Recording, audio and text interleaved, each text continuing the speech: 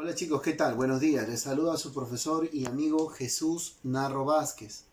En esta oportunidad, pues, para poder compartir con ustedes un pedacito, un tiempo, un diálogo, una conversación acerca de la historia. Pero antes tengo que primero hacerles recordar que todos debemos sumarnos a ese conjunto, a ese grupo de personas que está dando todo de sí en los hospitales, en las calles, en las municipalidades, que está dando todo de sí por contrarrestar esta pandemia, por prácticamente encontrar una medida de solución a esta pandemia para el cuidado de cada uno de nosotros. No olvidarnos acatar responsablemente lo dispuesto por nuestro presidente. Así es. Entonces, un punto muy importante es su educación, que es primordial para la institución, para la dirección, para la promotoría, para la subdirectora y para nosotros los profesores, de que la educación no debe verse pausada ni mucho menos detenida y debemos continuar. Es así que a través de este medio vamos a poder llegar a ustedes un pedacito de lo importante de la importante labor que nosotros realizamos. Bueno, pues empecemos. Esto está preparado para los chicos de quinto de secundaria. Bien, chicos. De todas maneras, la información de 2 hojitas se le va a hacer llegar a través de este medio vía documento en Word para que usted lo pueda tener y pueda leer también y ir aprendiendo otras cositas más.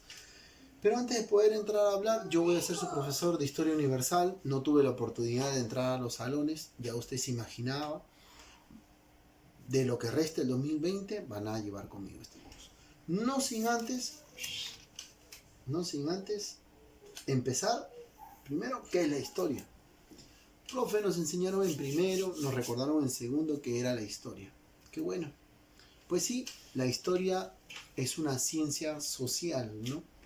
Que se encarga del estudio de la humanidad o de la evolución del hombre desde su origen hasta la actualidad. Así es una...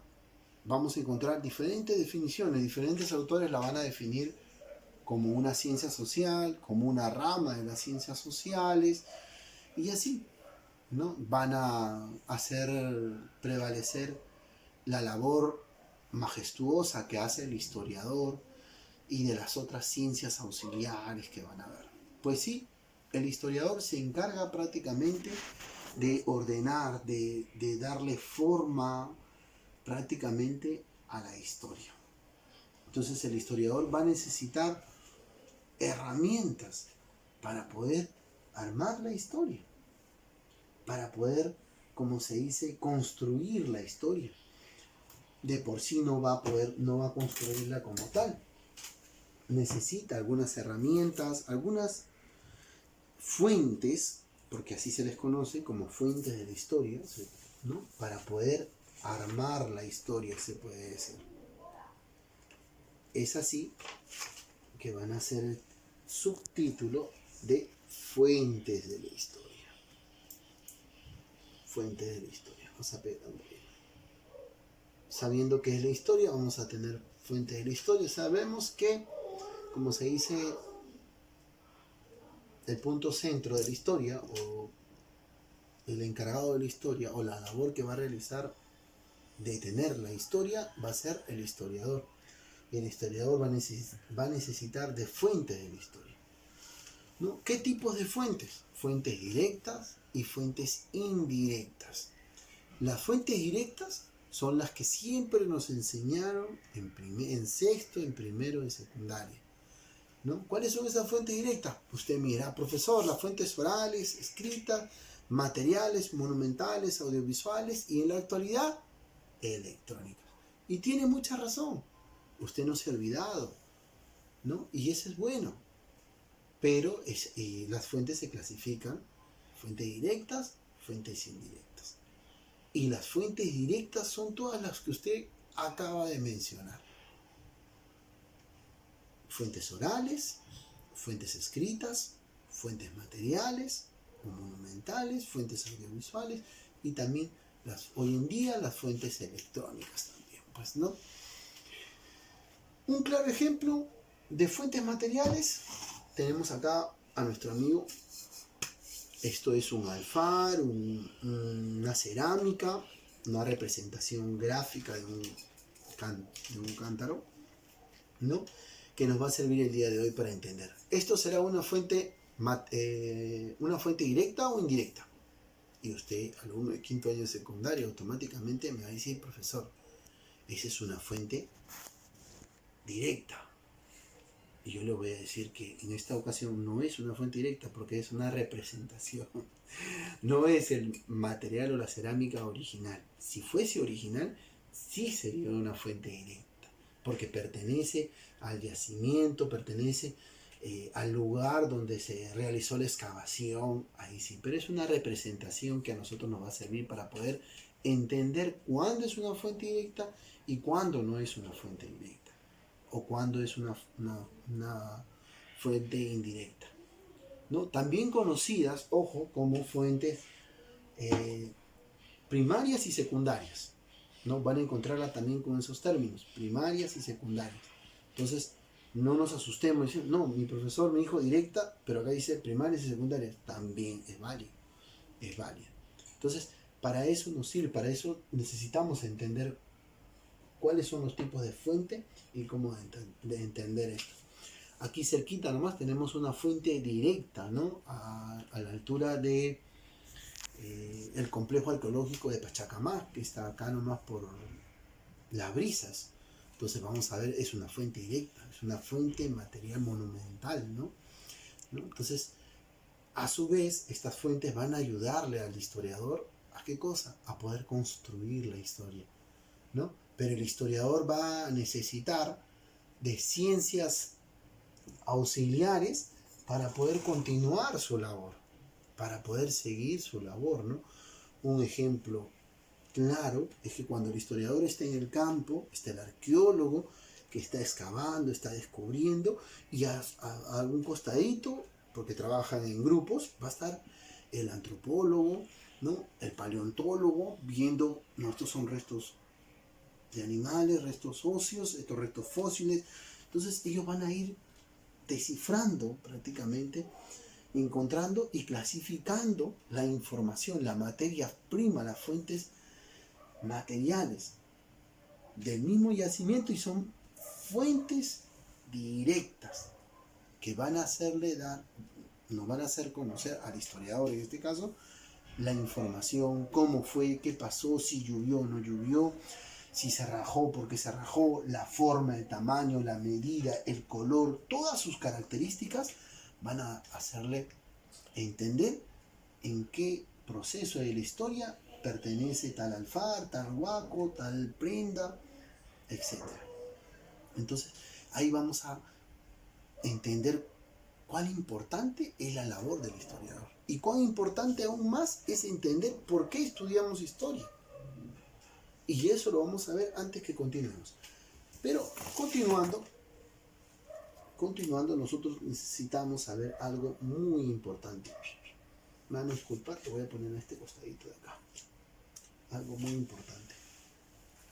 Como la historia está cargada de fechas y datos, es necesario que usted sepa que la periodificación y la cronología a esa cantidad de fechas y datos le da un orden, y es así que podemos tener la periodificación de la historia. Y esta periodificación está dividida en la prehistoria y la historia propiamente hecha. Profesor, eso me enseñaron en primero y en secundaria. Sí, muy bien, es cierto. Pues nosotros vamos a estudiar cada una de las edades y cada uno de esos hechos importantísimos, hechos importantes que han modelado la historia de la humanidad. Y yo le voy a preguntar, por ejemplo, la Revolución Francesa, la Primera Guerra Mundial, la Segunda Guerra Mundial que veíamos el año pasado, también vamos a ver la Revolución Rusa, como muchos hechos más. Pero así como la historia también tiene un orden, nosotros también tenemos que tener un orden. Por eso estudiamos qué es la historia. Primero, saber cuáles son sus fuentes, saber quién hace esa labor de poder construir la historia. Y cómo a su vez también el historiador necesita de ciencias auxiliares y poder tener prácticamente ese orden. Y en base a esta periodificación es que nosotros vamos a trabajar. Los temas que a continuación van a venir son propios de la prehistoria. Y en esta parte de la prehistoria, prácticamente nuestra fuente de información hasta hace unos años atrás va a ser la labor del historiador. Y en la historia propiamente dicha va a ser los escritos. Desde la invención de la escritura cuneiforme es ahí donde va a surgir la Edad Antigua. La historia propiamente dicha, porque va a haber una información que nos va a decir, miren, pasó por acá, vino por acá y se desplazó por acá, hizo tal cosa, creó tal cosa, construyó tal cosa, dispuso tal cosa, hizo tal código, y vamos a conocer más de la historia. Es por eso que se divide en prehistoria todo aquello que prácticamente está hecho en base a la labor del historiador y de las otras ciencias auxiliares de la historia y la historia propiamente dicha.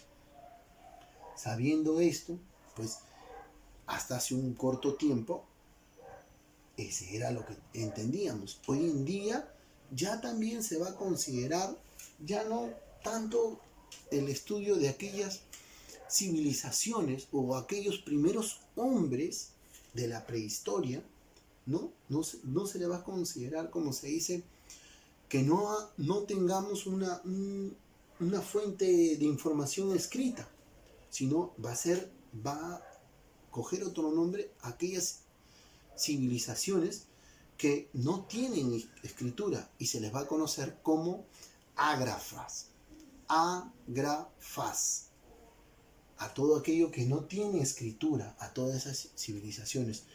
Entonces, esas civilizaciones consideradas como parte de la historia como ágrafas, sus puntas de lanza, lo que se ha ido encontrando, restos óseos, materiales, taparrabos, por ejemplo, van a entrar a ese conjunto de civilizaciones ágrafas, ¿no?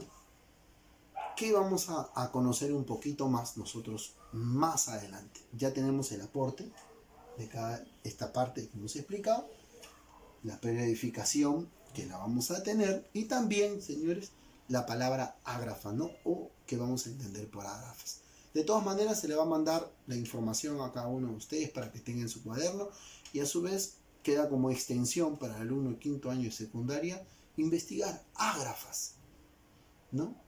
Para ir conociendo y ir aprendiendo un poquito más. Chicos, nos vemos en el próximo video.